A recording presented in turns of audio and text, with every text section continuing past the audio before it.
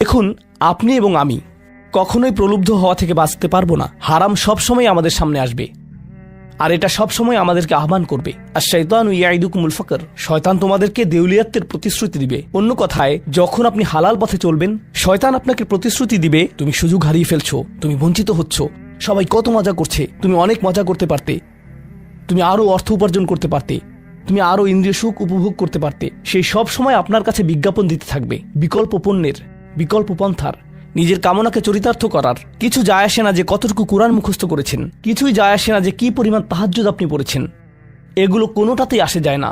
শয়তান থামবে না। দিন শেষে আপনি তো একজন মানুষই, দিন শেষে কামনা বাসনাগুলো আপনার মাঝে থাকবে, আর শয়তান থামবে না, সে আপনার পেছনে লেগেই থাকবে। শয়তানের একটা কৌশল আল্লাহ বর্ণনা করেছেন। তার মনস্তাত্ত্বিক কৌশলটি হল যায়্যানা লাহুমুশ শাইতানু আমালাহুম। শয়তান তাদের কাজগুলোকে তাদের কাছে আকর্ষণীয় করে দেয়। শয়তান আপনার কাছে আসবে, আপনাকে প্রলুব্ধ করবে। তখন আপনি বলবেন, হ্যাঁ এটা খারাপ, কিন্তু আমি তো অনেক ভালো কাজও করি। হ্যাঁ আমি এলোমেলো কাজ করছি, কিন্তু আমি তো নামাজও পড়ছি, আর আমি তো কাফেরও না, তো সমস্যার কিছু নেই। আর এইবার করেই আমি থেমে যাব, এমন না যে আমি এটা করতেই থাকবো, শুধু একবারই করব। এভাবে নিজেকে সব ধরনের যুক্তি দিতে থাকেন, নিজে নিজে এটাকে বৈধতা দিতে থাকেন। আপনার চিন্তায় এটা এখন আর অতটা খারাপ না। আর তারপর যখন এমন মানুষ চারপাশে থাকেন যাদেরকে বলেন যে এটা তো খারাপ, আর তারপর যখন এমন মানুষের চারপাশে থাকেন যাদেরকে বলেন যে এটা তো খারাপ, তারাও আপনাকে বলে, না ভাই কাম অন, এটা অতটা খারাপ না, থামো তো, এরকম কথা বলো না, না আল্লাহ ওইরকম না, আল্লাহ তোমাকে শাস্তি দিবেন না, কেন এরকম হতাশাজনক কথা বলছো, তুমি অতিরিক্ত চিন্তা করো। আপনি তা শুনেন, আর এটা আপনাকে প্রভাবিত করতে শুরু করে। কিন্তু যখন কাজটা করে ফেলেছেন, যেটাই করেছেন, হতে পারে এটা অ্যালকোহল অথবা অন্য কোনো মাদক, এটা কারোর সাথে সম্পর্ক হতে পারে, সেটা যাই হোক, যখন নিজেকে বলেন যে এটাই শেষবার, কিন্তু এটাই শেষ তো না। কারণ যখনই কাজটা ঘটে যায় আর কয়েকদিনের মধ্যে অনুশোচনাও কেটে যায়, তখন মোবাইলে আরেকটা মেসেজ চলে আসে, তারপর আরেকটা দাওয়াত আসে, তারপর আপনি বলেন না এটাই শেষবার, আবারও সেই চক্রে আটকে যান, আর আবারও সেটা করেন, আর তা করতেই থাকেন। শয়তান ঠিক এটাই চেয়েছিল। মানুষ এই চক্র বন্ধ করতে পারে, আল্লাহর প্রতি নিবিষ্ট হয়ে বলতে পারে, ইয়া আল্লাহ, আমার বন্ধুরা কি বলছে তাতে কিছু যায় আসে না, শয়তান কি ওয়াসওয়াসা দিচ্ছে তাতে কিছু যায় আসে না, কতবার এই বিভৎস চক্রে আটকা পড়েছি তাতে কিছু যায় আসে না।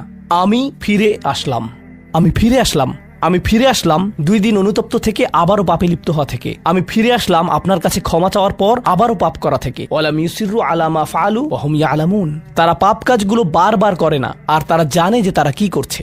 আমি সেই লোকদের অন্তর্ভুক্ত হব না। ওয়ালাইসাতিত তাওবাতু লিল্লাযিনা ইয়ামালুনা আস-সাইয়্যাত। তওবা, অনুশোচনা তাদের জন্য কাজ করে না যারা পাপ করতেই থাকে। এমনকি তওবা করার পরেও এটা সেই মানুষদের জন্য না যারা এই চক্রে আটকে যায়। এটা তাদের জন্য যারা বলে, ইয়া আল্লাহ, আমি জাহান্নামে যেতে চাই না, আমি জাহান্নামের যোগ্য অনেক কাজ করেছি, কিন্তু এখন আমি থেমে যাচ্ছি। আর এটাই চূড়ান্ত।